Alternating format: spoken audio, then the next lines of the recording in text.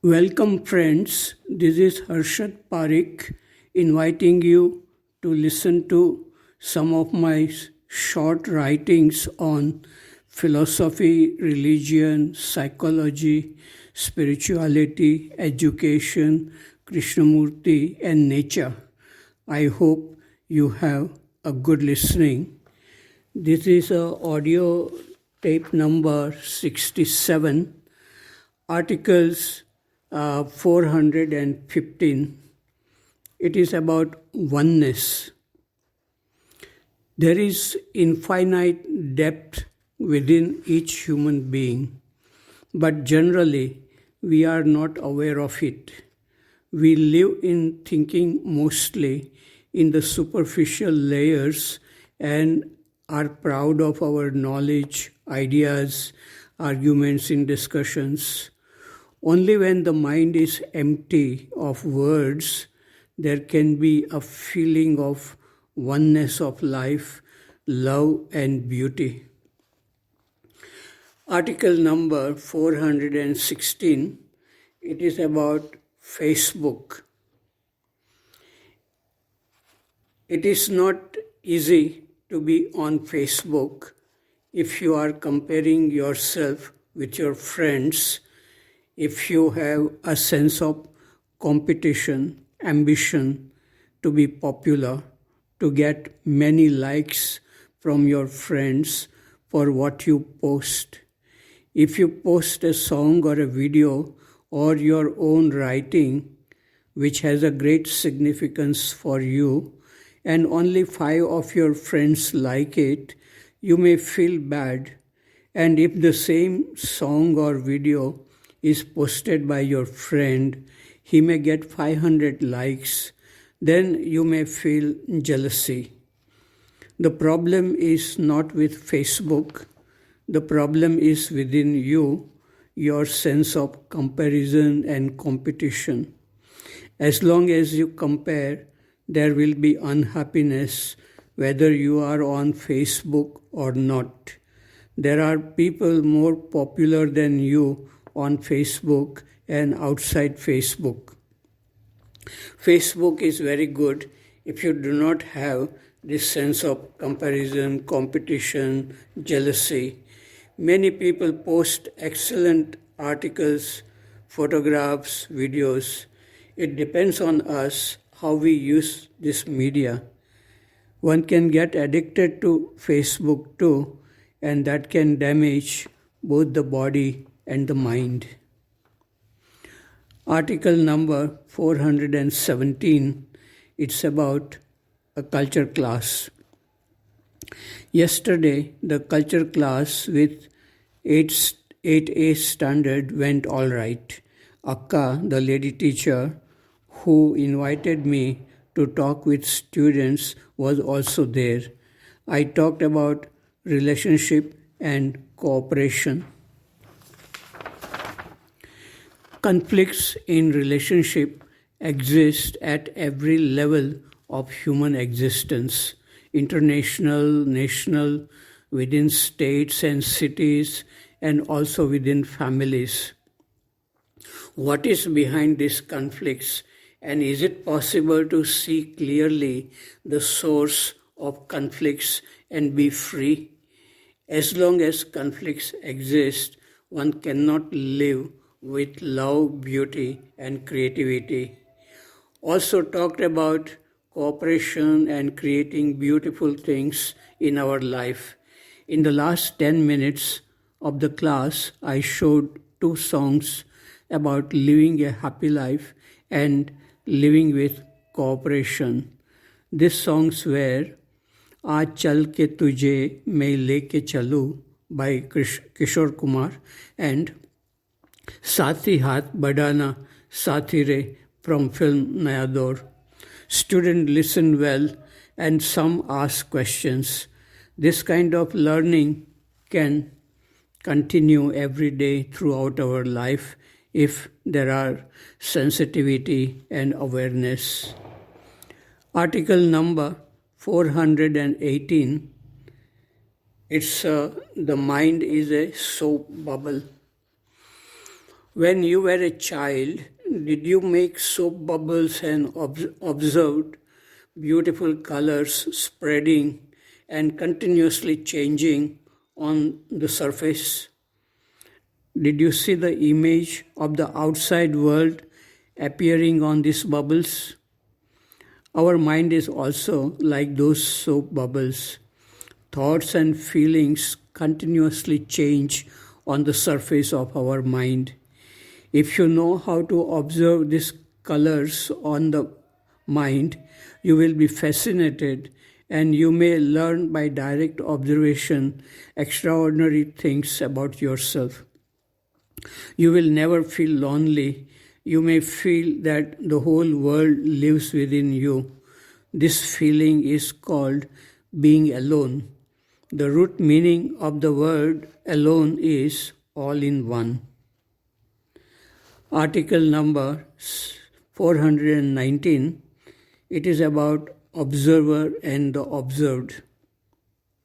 A friend asked last night, what does Krishnamurti mean when he says the observer is the observed?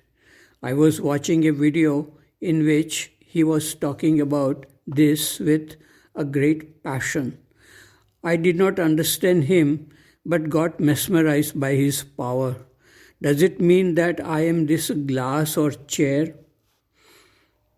I said, you cannot understand this statement intellectually, but understanding or feeling the truth of this statement can happen when the mind is silent and alert, looking at things without thinking. Thinking divides between I and you, between the observer and the observed. When the mind is silent, there is no I or observer. There is only observation in which everything looks clear, beautiful, fresh. When such a thing happens, you will know it, you will feel it. It is like looking at everything for the first time. Even you may be seeing those things every day. Intellectually, one can say that you are not different from your anger. When a person tries to be free from fear, anger, jealousy, etc., there will be conflict between what is and what one desires to be. So, to make an effort to be free creates more problems. But to see that you are not separate from these things like fear, anger, jealousy, it requires a free mind. Freedom is not at the end of an intellectual understanding, but in the act of seeing that you are not separate from your problems.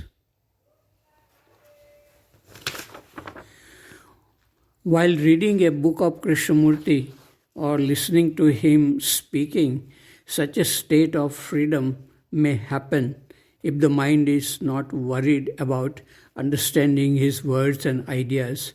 A state of freedom may come if the attention is turned inward in looking at one's own thinking without a motive to understand.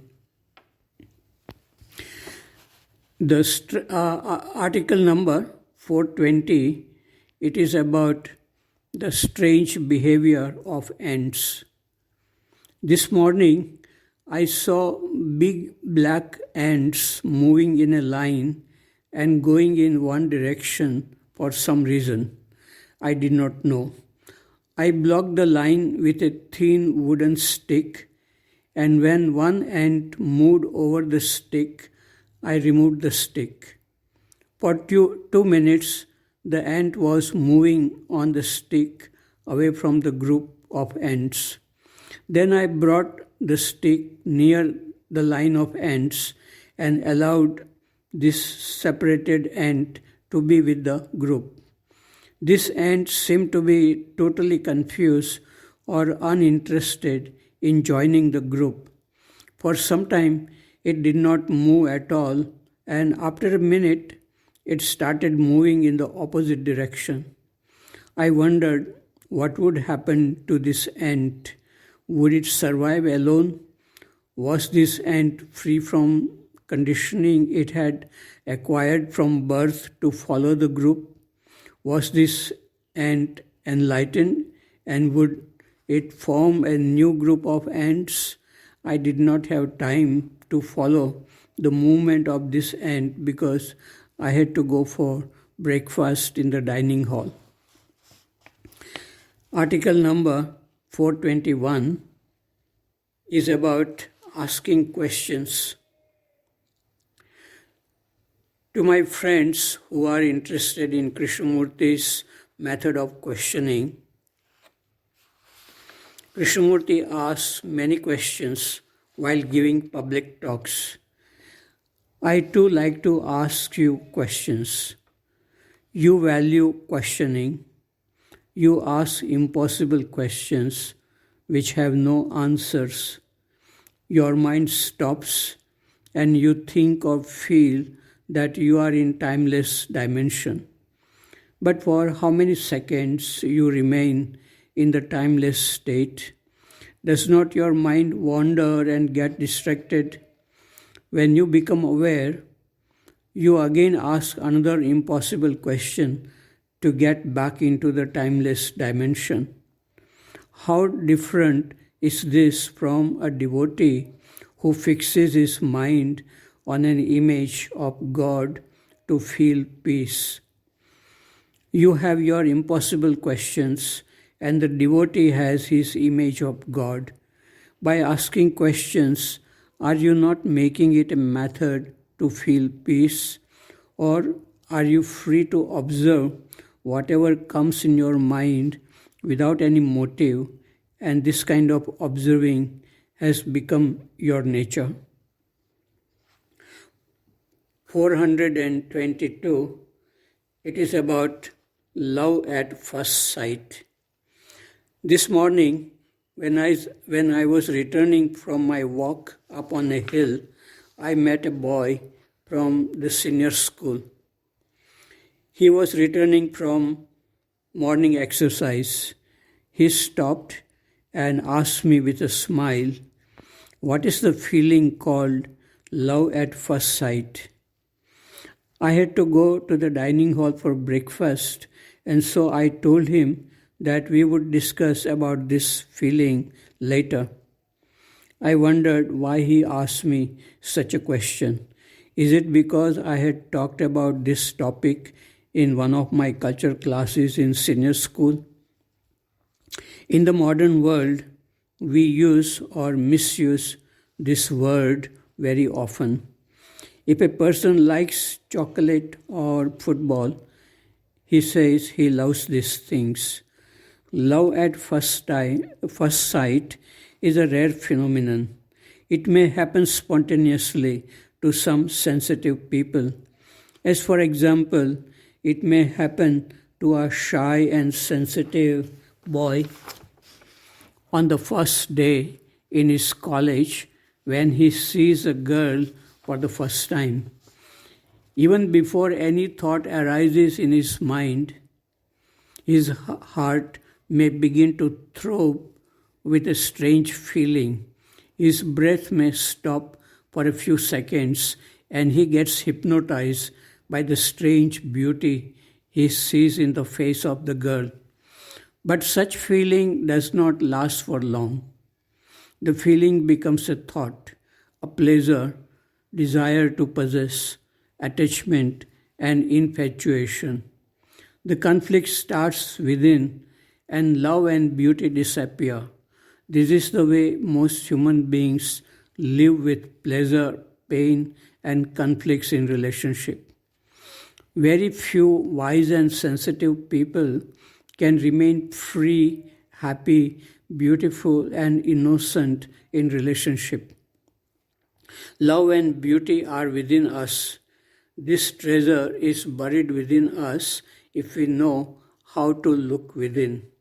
That is why the great poet Kabir says, "A fish is thirsty in water. When I see this, I feel like laughing."